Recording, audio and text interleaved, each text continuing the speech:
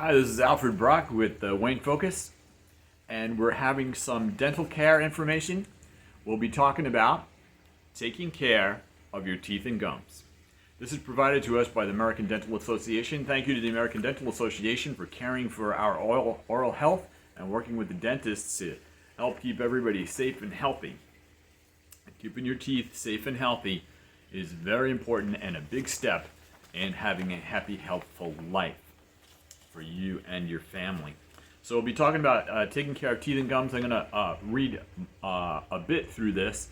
The document itself will be contained down in the article below. And then let's take a look at some, we'll start out with some ADA healthy smile tips. Let me pick up a couple for myself here while I'm reading through them, and let's see what we got. Well, brush your teeth twice a day with a fluoride toothpaste. So there's an ADA healthy smile tip. And clean between your teeth daily. I like using them little soft things as well as floss. I like using the floss, but I also like using the soft things. There's a little, they got little pricks on them, and you slide them between your teeth. They work really good.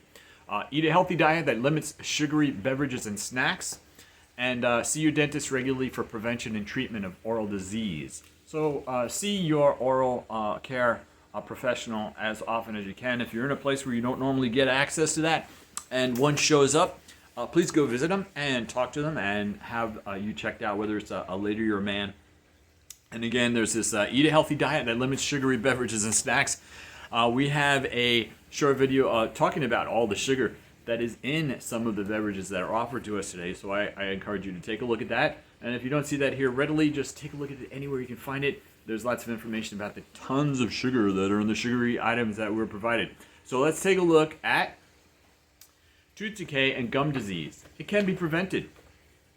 Usually tooth decay and gum disease occur because teeth and gums are not properly cleaned. That's the main point, the main reason. Your teeth are covered with a sticky film of bacteria, which is called plaque, P-L-A-Q-U-E.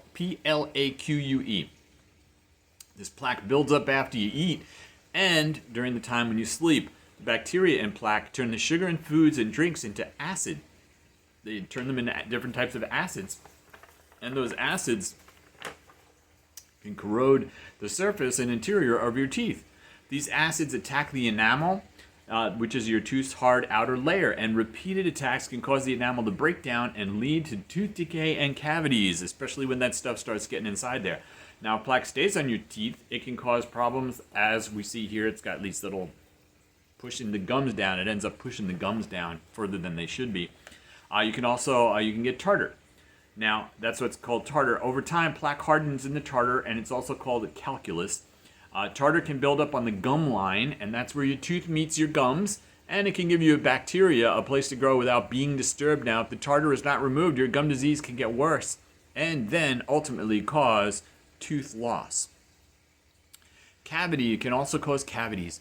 A hole in your tooth called a cavity can form when tooth decay gets through your enamel. That's when a cavity forms. So the cavity can continue to spread deeper into the layers of your tooth, and cavities can form on any tooth and in any place on your tooth. If tooth decay and cavities are not treated, you may feel pain, and the infection can spread to other parts of your mouth, and you may even lose teeth. So you can get an infection for that. It's a very serious thing. So if you don't normally have access to a dentist and one shows up in your area, please take advantage and head right over there and talk to that dentist and get your teeth looked at. And then we've got gum disease. Plaque can also irritate the gums and make them swell up and bleed even. This is called gingivitis. Gingivitis is the early stage of gum disease, and if gum disease isn't treated, it can cause your gums to pull away from your teeth. Pockets or spaces can form between your teeth and gums, and the pockets can become infected. In advanced stages of gum disease, bone loss occurs and teeth may become loose, fall out, or have to be removed. And you want to keep your teeth around as long as possible. It makes it easier to eat, and it's not quite as expensive as buying some false teeth, right? Because then you got to care for them separately as well. And it says right here, check it out. It's much easier and less expensive to prevent tooth decay and gum disease than it is to treat them in the long run, right? You can help prevent both tooth decay and gum disease by visiting your dentist regularly, brushing your teeth twice a day, and cleaning between your teeth every day. If you're having trouble getting hold of those those materials to clean your teeth, find a way to do so. Reach out. There's opportunities to do it. If you're in a place where it's hard to get a hold of them, reach out as well. and see what you can get done.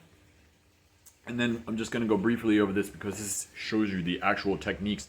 Maybe we'll do that in the future, but right now I'm just going to read through this real quick. Brush your teeth 2 times each day and for 2 minutes each time when you do it. And clean between your teeth every day. Even if you brush twice a day, there are places your toothbrush bristles they can't reach. So using flossing or some those soft-tipped items I was talking about, those soft-tipped sticks can help.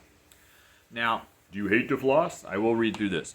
Other ways to clean between your teeth. Traditional string floss may not be the right method for you, and that's okay. The best way to clean between your teeth is whichever way you will actually do it every day.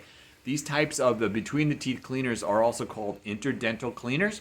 And here's some options. Pre-threaded floss holders. They got a little thing on there. You don't have to stick your little stick. Convenient and great for on the go if you have trouble holding floss between your fingers. I got trouble just getting it out of the little floss packet. And then once it's out, I don't know where it goes. But so dental picks and brushes. Brushes are ideal for keeping orthodontic work like braces clean. And dental picks are made out of wood or plastic and specially designed to remove plaque and stimulate blood flow in your gums. And then there's powered interdental cleaners. I'm going to have to ask about those dental picks.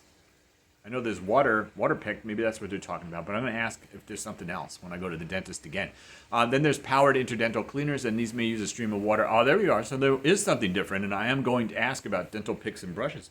I know I'm using some sort of dental pick. That's what I was talking about with the soft end. So let's go on. These may use a stream of water, these powered interdental cleaners.